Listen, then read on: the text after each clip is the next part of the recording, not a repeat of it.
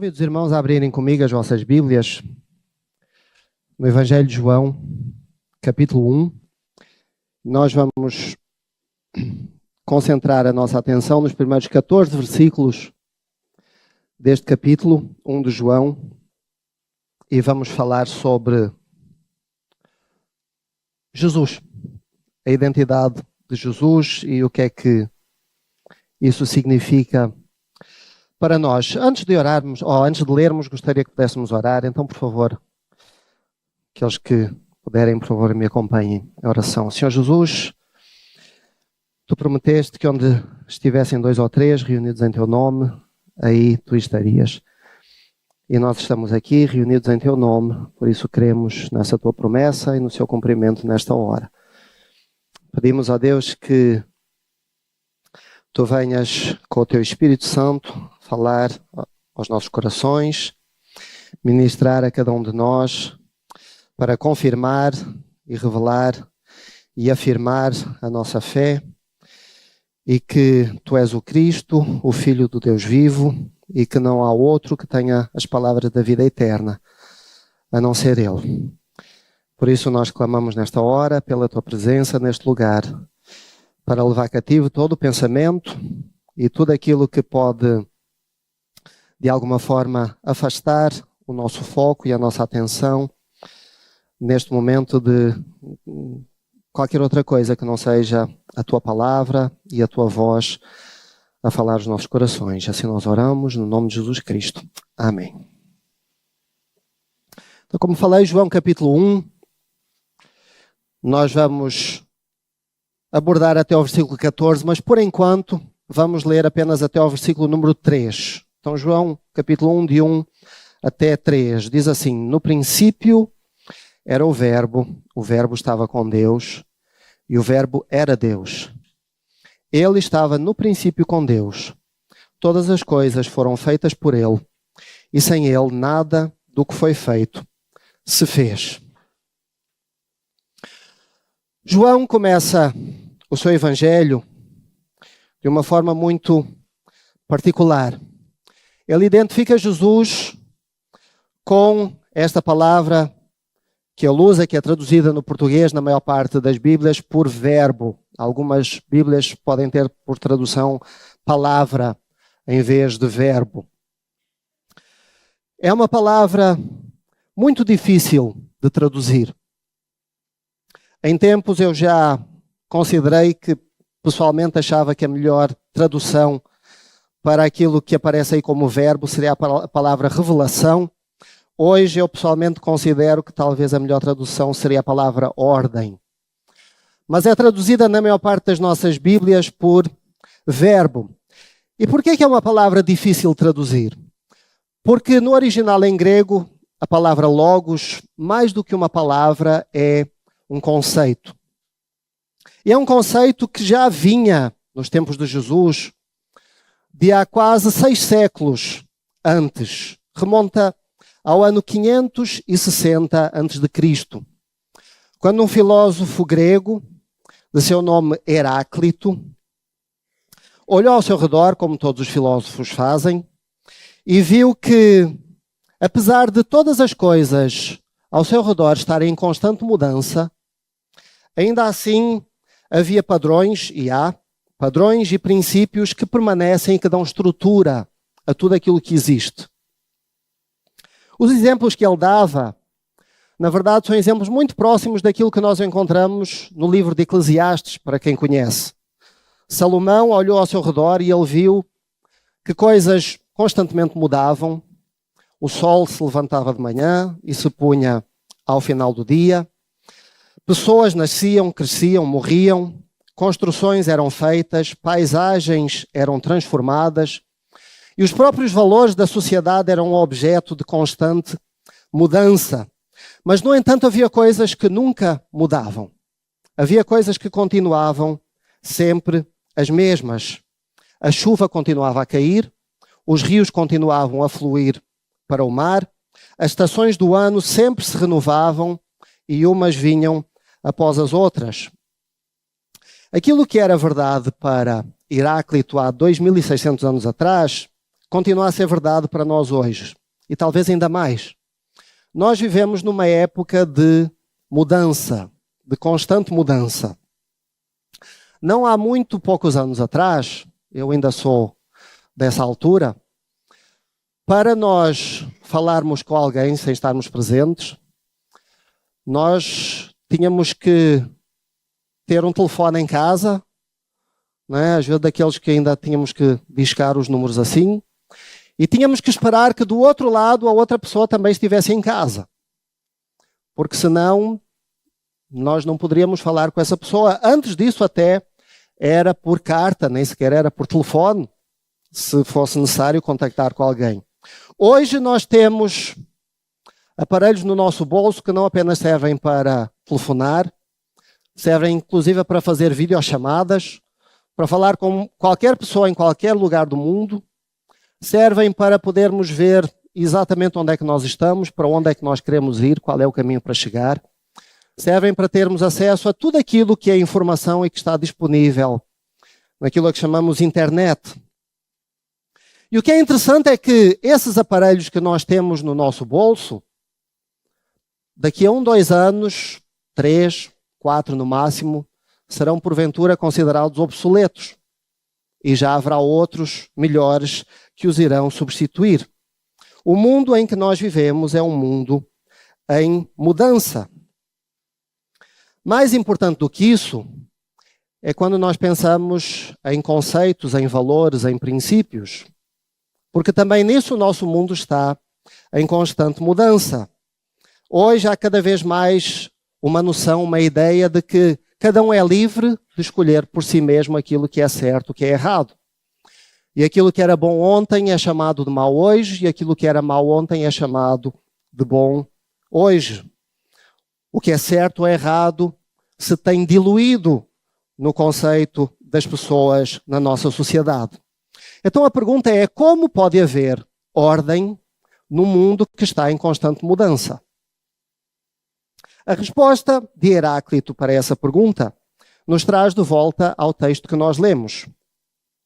Ele começou a questionar qual seria a origem desses padrões que permanecem estáveis apesar da mudança. E a conclusão a que ele chegou é que deveria existir algo que de alguma forma controle e mantenha essa ordem, essa estabilidade, que sustenha todas as coisas, que determina os princípios morais pelos quais vivemos, existimos e pelos quais todas as coisas existem. E a isso ele deu um nome. Esse nome foi a palavra Logos, que é traduzida nas nossas Bíblias pela palavra verbo. Verbo, a palavra, a razão, a ordem de Deus. Para Heráclito, o Logos era este padrão através do qual o universo encontrava a sua estrutura. E esse Logos, segundo Heráclito, habitava dentro de cada homem e de cada mulher. Esta ideia que Heráclito tinha e que foi desenvolvida por quase todos os filósofos gregos, estaria totalmente errada se João não tivesse pegado nesse mesmo conceito e o tivesse aplicado a uma pessoa, Jesus Cristo. Ele é o Logos, ele é o Verbo, ele é a ordem, a razão, a mente, o coração. Ele é a palavra criadora, sustentadora e imutável de Deus. Tudo isso João quer dizer quando ele diz, ou quando ele aplica esta palavra Logos a Jesus Cristo. E é muito interessante realmente como João começa o seu evangelho. No princípio era o Verbo estava com Deus e o Verbo era Deus. Atrevo-me a dizer que dificilmente nós encontraremos na Bíblia um outro versículo que tenha um conteúdo teológico tão profundo como este verso. E ainda mais interessante nós notarmos como João, ou quando João começa o seu evangelho. Porque Marcos começa o seu evangelho com o batismo de Jesus. Lucas começa um pouco antes. Começa o seu evangelho com o nascimento de Jesus. Mateus começa o seu evangelho ainda um pouco antes. Ele começa o seu evangelho dizendo: Evangelho de Jesus Cristo, filho de Davi, filho de Abraão. Portanto, ele começa o seu evangelho com uma genealogia que vai até Abraão. Se quisermos, ele começa com Abraão. Aí vem João. E João diz: eu posso começar um pouco antes ainda. E ele começa o seu evangelho, então, com as exatas mesmas palavras que nós encontramos em Gênesis capítulo 1, versículo 1. Começa o seu evangelho da mesma forma que começa a Bíblia, com as palavras no princípio. Ele faz isso porque ele tem um objetivo. Ele quer deixar bem claro que a vida daquele pequeno bebê que nasceu há 2000 anos atrás, na verdade não começou há 2000 anos atrás. Nem sequer começou no princípio, porque no princípio ele já era. O princípio que ele menciona aqui é o princípio da criação, não é o princípio do verbo. No princípio ele já era, ele é antes da criação, porque ele não foi criado. Pelo contrário, ele é o Criador. A sua vida não nasceu, ou melhor, a sua vida não começou quando ele nasceu, ou até quando ele foi concebido, porque na verdade ele é a vida. Ele é a fonte de toda a vida e nenhuma vida existe sem ele. Como diz Paulo lá em Colossenses capítulo 1, nele subsistem todas as coisas. Quando Deus falou e disse haja luz, ele estava lá. E na verdade foi da sua boca que essas palavras saíram. Ele já existia em perfeita união com Deus, porque ele é o próprio Deus. E é curioso, aprofundando isso ainda, a forma como o texto apresenta Cristo. Porque ele diz que o verbo estava com Deus e ele diz que o verbo era Deus. Eu estou seguro de que eu não direi nada de novo ao afirmar que aquilo que João, a forma como João coloca aqui Jesus Cristo, nos aponta para a Trindade. Curiosamente, a Trindade é uma palavra que não aparece na Bíblia, mas que tem o seu fundamento precisamente em textos como este.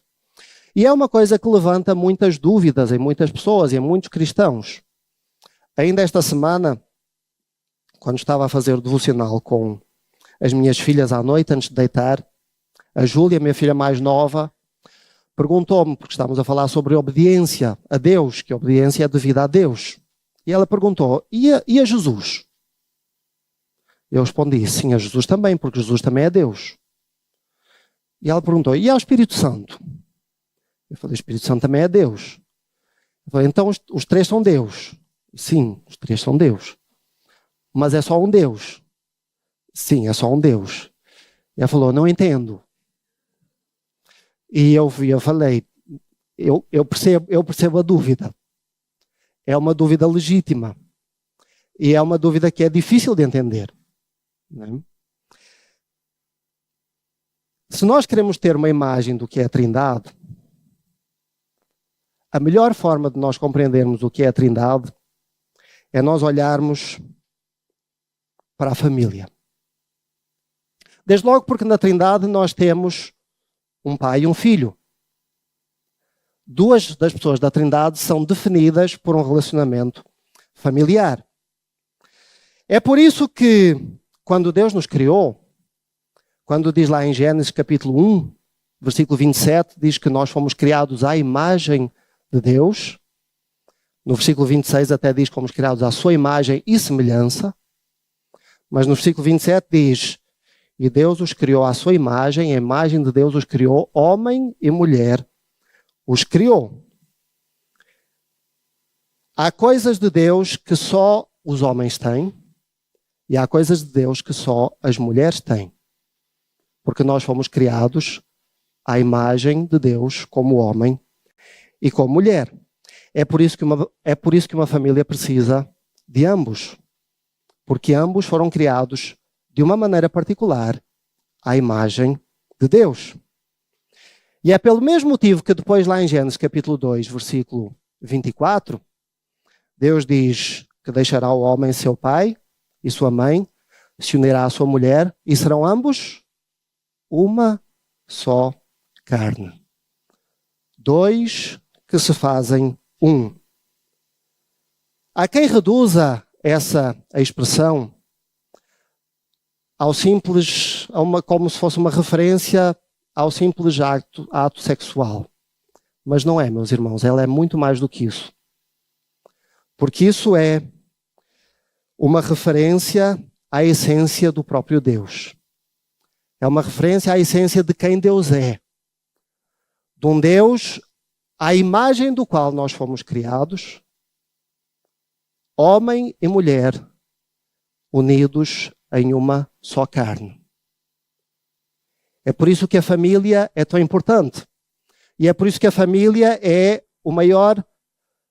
a maior revelação que nós temos a respeito de quem Deus é.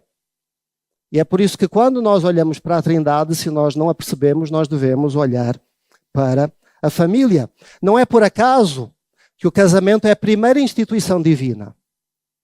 A primeira coisa que Deus instituiu nesse mesmo versículo foi o casamento, porque a família é um reflexo de quem Deus é. É por isso que Deus ama a família e é por isso da mesma forma que o diabo odeia a família. Porque a família é um reflexo de quem Deus é. É por isso que Deus ama e santifica o casamento e é por isso que Deus abomina o divórcio. Porque a família é um reflexo de quem Deus é.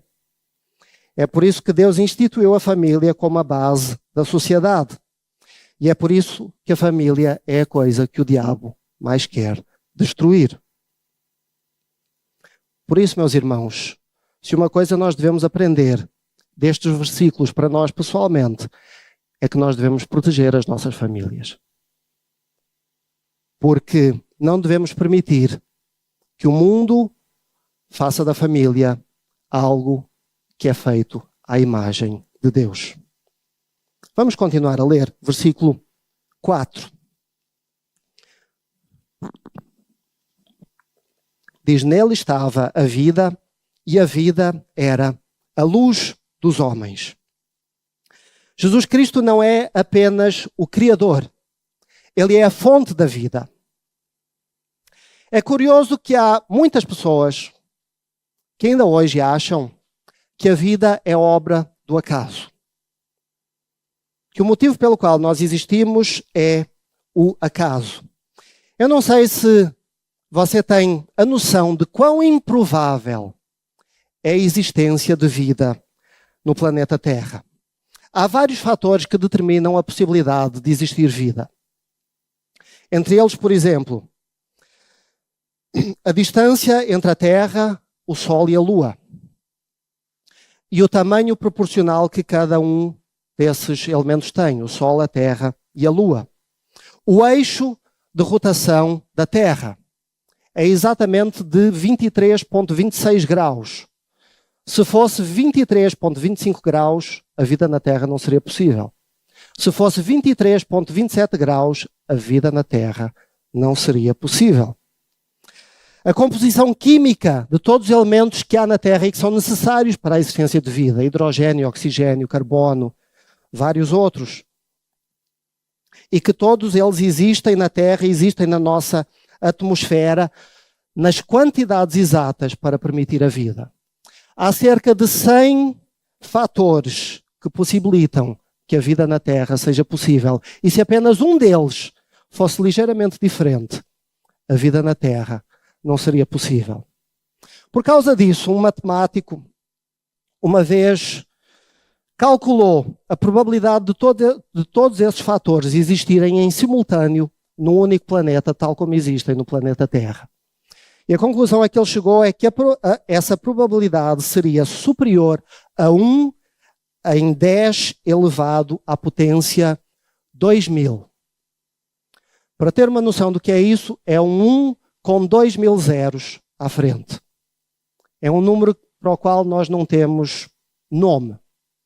Mas para termos uma noção do que é isso, porque é um número tão grande que é difícil perceber, eu quero fazer um pequeno exercício convosco. Tomemos a dimensão de Portugal continental, ligeiramente acima dos 92 mil quilómetros quadrados. E se pegarmos em moedas de 1 euro e cobrirmos toda a superfície, esses 92 mil quilómetros quadrados, com moedas de 1 euro, por toda a superfície de Portugal continental, iria sobrar. Iríamos ter de cobrir de novo. Iria sobrar ainda. Iríamos ter de cobrir de novo. E de novo, e de novo. Até ter uma altura de aproximadamente 6,5 metros. Tudo coberto com moedas de 1 euro, todas alinhadinhas. Aí nós iríamos pegar numa dessas moedas, iríamos meter uma marca e colocar lá no meio. Iríamos pedir a uma pessoa e dar-lhe uma oportunidade de encontrar essa moeda. A probabilidade dessa pessoa encontrar essa moeda é superior à probabilidade de existir vida na Terra. No entanto, há pessoas que dizem que é obra do acaso. Eu acho que é preciso mais fé para acreditar nisso do que para acreditar num Deus Criador. Não é obra do acaso. É obra do Deus Criador que se fez homem em Jesus Cristo. Ele é um Deus de vida e toda a vida vem dele. E quando tudo aponta para a morte, ele insiste na vida e ele ordena a vida. Pelo contrário, a morte, diz a Bíblia, é o maior inimigo de Deus. Por isso ele veio para vencer a morte. E por isso nós hoje podemos fazer como o apóstolo Paulo e podemos rir na cara da morte e dizer, como ele disse lá em 1 Coríntios 15, 55, onde está, ó morte, a tua vitória? A morte já não tem poder sobre mim, porque o meu Deus é um Deus de vida. A palavra comum para vida, no grego, é a palavra bios, de onde vem, por exemplo, a palavra biologia, que é o estudo das coisas vivas. No entanto, neste versículo de João, a palavra que é traduzida por vida não é a palavra bios, mas é a palavra zoe. A palavra zoe é muito mais do que vida. É uma vida plena. É uma vida abundante. É uma vida com qualidade. É uma vida eterna. Jesus não veio apenas para dar vida. Ele veio para dar vida em abundância. E ele diz que a vida era a luz dos homens. Vamos continuar a ler, versículo 5 agora. E a luz resplandece nas trevas, e as trevas não a compreenderam. A primeira coisa que Deus criou, lá em Gênesis 1, foi a luz. João aqui compara essa primeira luz que foi criada com a luz que é Jesus Cristo. Desde o princípio da criação, que Deus ordena luz no meio das trevas. Desde o princípio da criação que Deus se preocupa em trazer ordem e luz àquilo que está em trevas. Mas, diz o texto, as trevas não compreenderam essa luz. Em algumas traduções pode dizer prevaleceram ou até derrotaram essa luz. A imagem que nós encontramos neste verso é como se pairasse sobre a terra uma neblina ou uma escuridão que é tão densa, é tão profunda, que ela impede a visão. E no meio dessa escuridão, só há uma luz capaz de brilhar. Essa luz é de Jesus Cristo. No meio dessa escuridão, qualquer outra luz é como um fósforo que se acende e tão rapidamente como a sua luz brilha, ela também se esfuma e vai embora. Mas a luz que permanece, a luz que pode vencer essa escuridão, só há uma. Essa luz está em Jesus Cristo. Mas a escuridão é necessária. Isso é alguma coisa que, como cristãos, às vezes temos dificuldade em compreender. A escuridão é necessária. Por causa da escuridão, a luz tem maior destaque. Não sei quem aqui já andou de avião. E talvez assim num trajeto mais longo em que permita ver as coisas de dia e de noite. Porque quando está de dia a gente vê tudo. Né? Quem está pelo menos à janela consegue ver, né, aquilo que está em baixo, a terra, e vê tudo. Mas quando está de noite, quem vai por cima do mar não vê nada. É tudo escuro. Quem vai por cima da terra consegue ver as luzinhas onde existem casas e construções e coisas. Porque a luz é muito mais visível, é muito mais notória no meio da escuridão. Por isso é que a escuridão é necessária. Por causa da escuridão, a luz tem mais valor. E é por causa dela que aqueles que são luz brilham mais forte. Porque no mesmo lugar não pode haver luz e escuridão. Um invalida o outro. Quando uma luz é acesa, a escuridão vai embora. Porque as trevas nada mais são do que a ausência de luz. As trevas não suportam a luz, não aguentam a sua presença, não são capazes de a conter.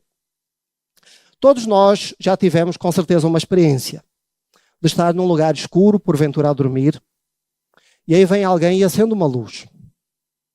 Qual é a nossa primeira reação? Apaga isso. Talvez até queremos pegar num chinelo ou qualquer coisa e atirar à pessoa, porque a primeira reação de quem está habituado à escuridão, quando é confrontado com a luz, não é uma reação boa. É uma reação de querer apagar a luz. Porque para quem está habituado ao escuro, a luz é incómoda. É tão incómoda a ponto de ferir a vista. Mas assim é toda a vida que está em trevas quando ela é confrontada com a luz. Com a verdadeira luz, com a luz de Cristo. A primeira reação é um choque. É mais confortável continuar no escuro. É preferível tentar apagar a luz. Primeiro porque a luz incomoda e em segundo lugar porque a luz mostra aquilo que está no escuro. E há coisas que estão no escuro que nós preferiríamos que elas continuassem no escuro. Nós preferiríamos que elas não fossem visíveis. Mas trevas algumas podem prevalecer contra a luz de Cristo. Vamos continuar a ler, versículo 6 até ao 9 agora. Houve um homem enviado de Deus, cujo nome era João. Este veio para testemunho, para que testificasse da luz, para que todos crescem por ele. Não era ele a luz, mas para que testificasse da luz. Ali estava a luz verdadeira, que ilumina a todo homem que veio ao mundo. A todo homem que vem ao mundo. Eu acho interessante porque quase parece que estes versículos poderiam não existir. Se nós eliminássemos entre os versículos 6, 7 e 8, quase parece que poderia haver uma continuidade entre os versículos 5 e o versículo 9. Estes versículos falam sobre um homem. O seu nome era João, qual nós conhecemos talvez mais por João Batista. E eu sempre me perguntei porque é que no meio desta, diria quase um poema, em que João está de uma forma tão profunda a falar sobre a identidade de Jesus Cristo, por que é que ele mete João ao barulho? Por que é que ele mete João Batista aqui no meio? Por um motivo muito simples. Porque João tinha vindo para dar testemunho dele. Diz que ele não era a luz verdadeira. Não era a luz verdadeira, porque a luz verdadeira só há uma, Jesus Cristo. Tal como a lua não tem uma luz própria, mas a luz que ela dá é um reflexo do sol. Mas ela ilumina à noite porque ela reflete a luz do sol. E é interessante que da mesma forma, Jesus, que afirmou ser a luz do mundo, também disse aos seus discípulos, entre os quais somos nós, vós sois a luz do mundo. João 5, 14. Ele diz, não se pode esconder uma cidade edificada sobre o monte. Nem uma candeia, ou uma lâmpada que é iluminada não se coloca no alqueire, num lugar baixo, mas no velador, porque assim ela ilumina toda a casa. E depois ele diz, assim resplandeça a vossa luz diante dos homens, para que vejam as vossas boas obras e glorifiquem a vosso Pai, que está nos céus. Jesus é a luz, mas ele disse que nós também deveríamos ser a luz. Deveríamos refletir a luz que Jesus Cristo é. Isso foi aquilo que João fez. E é por esse motivo que ele é dado aqui como exemplo. Porque ele veio para dar testemunho da luz. João foi o primeiro profeta que existiu em 400 anos. Antes dele, o último profeta que se tinha levantado foi o profeta Malaquias, o último livro do Antigo Testamento. Depois, 400 anos se passaram em que nenhum profeta se levantou. É chamado pelos estudiosos da Bíblia esse período, o período entre os dois testamentos, como o período do silêncio. Deus não enviou nenhum profeta. Até o momento em que ele enviou João, que curiosamente está profetizado nos últimos versículos do livro do profeta Malaquias. Ele enviou João para dar testemunho da luz, para dar testemunho daquele que iria vir. João veio para anunciar que Jesus viria. E da mesma forma, nós estamos aqui para anunciar que ele não apenas veio, mas que ele também voltará. Nós somos esta luz que brilha não porque temos uma luz própria, mas porque devemos refletir a luz verdadeira, que é a luz de Jesus Cristo. Para fazer isso, o que é necessário? É necessário fazermos a mesma coisa que João.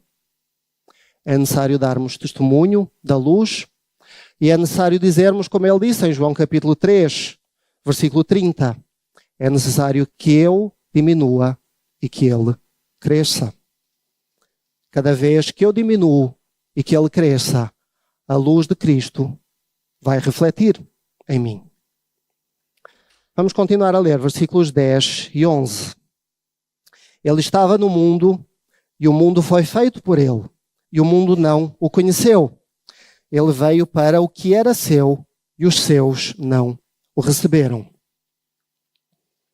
Jesus estava no mundo que ele mesmo criou e sobre o qual ele tinha todo o controlo. Enquanto ele estava no mundo, ele andou sobre as águas, ele transformou água em vinho, ele multiplicou pão, ele expulsou demónios, ele fez acalmar tempestades, ele curou enfermos, ele ressuscitou mortos. Tudo isso estava debaixo do seu poder. Mas ainda assim, ele foi rejeitado. E ele continua sendo rejeitado. Nenhum outro nome causa tanto incômodo como o nome de Jesus Cristo. Nenhum outro nome é simultaneamente tão amado e tão odiado como o nome de Jesus Cristo. É interessante que ele diz aí, ele veio para o que era seu, singular, mas os seus, plural, não o receberam. O que é de Jesus? Tudo. Tudo é de Jesus. Tudo é dele. Toda a criação é dele. Mas os seus não o receberam.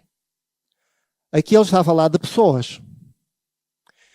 E quando as pessoas entram no assunto, é que os problemas começam. Os seus não o receberam. Os primeiros que o rejeitaram, os seus, foram os judeus. Os do seu próprio povo. Eles tinham a primeira obrigação de o aceitar. Porque eles tinham as profecias, eles tinham as promessas, eles sabiam aquilo que o Messias viria fazer, eles sabiam onde é que o Messias iria nascer, eles sabiam o momento em que o Messias iria vir, porque estava profetizado em Daniel capítulo 9. Todas essas coisas eles deveriam saber. E tudo isso Jesus cumpriu, e ainda mais os sinais que ele fez. E, no entanto, eles não o receberam. Porquê? O texto diz, ele estava no mundo, o mundo foi feito por ele, e o mundo não o conheceu. O problema é o mundo, porque o mundo faz oposição a Cristo. Eles não aceitaram Jesus porque eles esperavam que Jesus viesse implantar um reino que era deste mundo. E Jesus veio e disse, o meu reino não é deste mundo. E se o meu reino não é deste mundo, qual é a reação do mundo? É a rejeição. O mundo rejeita aquilo que não é dele. E Cristo não é deste mundo. Muitos hoje continuam sem receber a Jesus pelo mesmo motivo. Porque preferem o mundo àquele que não é deste mundo. Por causa das suas próprias escolhas. Porque a escuridão e porque as trevas são mais confortáveis do que a luz. Porque eles preferem, como diz o apóstolo Paulo em Romanos capítulo 1, preferem adorar a criatura e não o Criador. Mas, versículo 12, a todos quantos o receberam, deu-lhes o poder de serem feitos filhos de Deus, aos que creem no seu nome, os quais não nasceram do sangue, nem da vontade da carne, nem da vontade do homem, mas de Deus. Alguns o receberam, e a esses que receberam, foi-lhes dado poder. Esta palavra poder aqui não é poder de força. A palavra poder de força no grego é a palavra dynamis, de onde vem, por exemplo, a nossa palavra dinamite, alguma coisa que tem força. Não é essa palavra que é usada aqui. A palavra que é usada aqui é a palavra exousian, que é uma palavra que significa mais direito ou permissão. É poder de possibilidade. É que eu posso alguma coisa. Não é que eu posso porque eu tenho força para isso. É porque eu posso porque me foi permitido ser isso. A todos quantos o receberam, deu-lhes o poder de serem feitos filhos de Deus. Nós temos essa permissão porque nós recebemos a Jesus Cristo. Ser filho de Deus é a possibilidade de atingir o potencial máximo daquilo para o qual eu fui criado. Não é para todo mundo, é para aquele que recebe o Filho e crê no seu nome. Esses, diz João, versículo 13, não nasceram do sangue, nem da vontade da carne, nem da vontade do homem, mas de Deus. Está a falar de um nascimento que é espiritual, que depois ele vai aprofundar em João capítulo 3, uma passagem bem conhecida quando João fala com Nicodemos. É um nascimento que é da vontade de Deus. É um nascimento que não tem a sua origem no mundo ou em nada que o mundo possa ter ou possa dar. Não foi por causa de sangue, ou seja, de descendência. Não foi por eu ter nascido na raça ou na família certa. Não foi por causa da carne, nem da vontade de homem algum, porque nada neste mundo tem o poder de me fazer chegar perto de Deus. E os homens têm tentado. Ao longo da história, os homens têm tentado chegar perto de Deus. Lá em Babel, o que é que eles fizeram para chegar perto de Deus? Construíram uma torre, porque eles queriam chegar perto de Deus. Pelos milénios da história, em todas as sociedades, sem exceção, foram inventadas religiões de homens. Para quê? Para chegar perto de Deus. Muitos tentaram pelos seus próprios esforços, pelas suas obras, chegar perto de Deus. Nada disso era suficiente. Nada neste mundo me pode fazer chegar perto de Deus. A verdade, meus irmãos, é que Deus está fora do nosso alcance. E isso é uma realidade que precisamos assumir. Deus está totalmente fora do nosso alcance, Ele está totalmente para além da nossa compreensão e Ele está muito acima das nossas capacidades. E se não chegasse ainda à nossa limitação física e mental, emocional e tudo mais, a Bíblia diz ainda que os nossos pecados fazem separação entre Deus e nós. Então chegar a Deus é completamente impossível.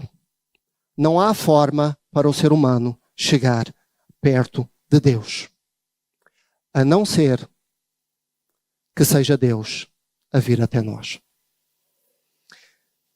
Foi da nossa iniciativa nos afastarmos de Deus, mas foi da iniciativa dele o vir até nós para trazer-nos de volta. Isso só seria possível se ele viesse até nós, porque nós não podemos nunca chegar até ele. Isso é aquilo que ele diz no versículo 14. E o Verbo se fez carne e habitou entre nós, e vimos a sua glória, como a glória do unigênito do Pai, cheio de graça e de verdade. O que João diz aqui é que todas as características de Deus, a sua ordem, a sua razão, a sua mente, o seu coração, a sua palavra criadora, sustentadora, imutável, o seu poder, a sua perfeição, a sua santidade, tudo isso veio ao mundo em um só homem. O seu nome era Jesus Cristo. Nele nós vemos tudo aquilo que Deus é e como Deus Santo viveria se ele fosse um homem. Ele habitou entre nós. A palavra no grego é a palavra que poderia ser traduzida por tabernaculou. Ele montou a sua tenda entre nós. Da mesma forma que lá no deserto, as famílias, cada uma tinha a sua tenda, e Deus veio e montou o seu tabernáculo, montou a sua tenda como um sinal visível de que Deus estava no meio do seu povo. Jesus veio e habitou entre nós, ele viveu entre nós, ele experimentou tudo aquilo por que nós passamos, desde o nascimento até a morte. Ele foi tentado, ele passou fome, sede, ele sentiu angústia, tristeza, ele sentiu dor, ele foi traído, ele foi rejeitado, ele foi humilhado, ele foi desprezado, torturado, espancado, e mesmo sem pecar, ele sentiu a consequência do pecado. Para que nós pudéssemos ver que para todos os efeitos e de todas as formas possíveis, ele habitou entre nós, com tudo o que isso implica. Tudo isso porque ele não quer ser um Deus de longe, mas ele quer ser um Deus que está perto. Diz João que nós vimos a sua glória. A palavra no grego é doxan, a palavra traduzida do hebraico seria a palavra Shekinah. É uma palavra curiosa porque significa duas coisas ao mesmo tempo. Por um lado significa a glória de Deus e por outro significa a presença de Deus. Para o judeu uma coisa é indissociável da outra. A glória de Deus e a presença de Deus são a mesma coisa. Por isso Deus diz, eu não darei a minha presença ao outro, não darei a minha glória ao outro. Porque é impossível, longe da presença de Deus, estar a glória de Deus. Mas o que João diz aqui é que essa presença gloriosa de Deus foi manifesta em Jesus Cristo e eles viram. Os discípulos viram essa glória. E João, até no início da sua primeira carta, ele diz isto quase da mesma forma. Né? Os nossos olhos viram, as nossas mãos tocaram a glória de Deus. É alguma coisa que para ele ainda era maravilhoso para conseguir acreditar. Que eles tinham estado na presença da glória de Deus em Jesus Cristo. Essa glória que Moisés tinha visto apenas pelas costas. Essa glória que habitava no lugar santo dos santos, onde apenas um homem, o sumo sacerdote, podia entrar uma vez por ano. Porque de outra qualquer forma, se alguém entrasse ali, iria morrer.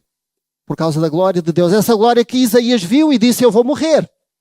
Porque eu vi a glória de Deus.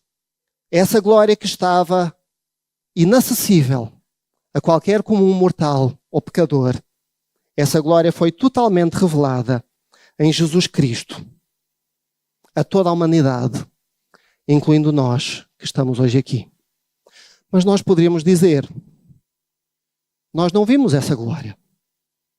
Nós não estávamos lá há 2000 anos atrás. Esse verbo que veio habitar entre nós, ele habitou entre nós há 2000 anos atrás. E nós hoje? Nós não vimos essa glória. E com razão podemos dizer, nós não vimos essa glória. Tomé foi alguém que disse que ele não tinha visto algo que os outros discípulos tinham visto. E ele disse, se eu não vir o Senhor ressurreto, e se eu não colocar as minhas mãos nas suas feridas, eu não crerei. E Jesus apareceu a Tomé. E quando ele apareceu, ele disse, vê, né? Coloca a tua mão, não seja mais incrédulo, mas crente. Mas depois ele diz, porque tu viste, creste, mais bem-aventurados os que não viram e creram. Nós não vimos, mas nós somos mais bem-aventurados do que Tomé. E além disso, nós temos alguma coisa ainda muito melhor, porque o próprio Senhor Jesus disse que seria melhor. Os discípulos viram esta glória habitando entre eles. Mas hoje nós temos essa glória vivendo em nós, através do Espírito Santo. Isso é algo melhor. Hoje, essa glória que Moisés só viu pelas costas, essa glória que estava no lugar santo dos santos, o qual era inacessível, essa glória que Isaías viu e que disse, eu vou morrer, essa mesma glória, hoje, habita em mim e em você, e em todo aquele que crê que Jesus Cristo é o Filho de Deus.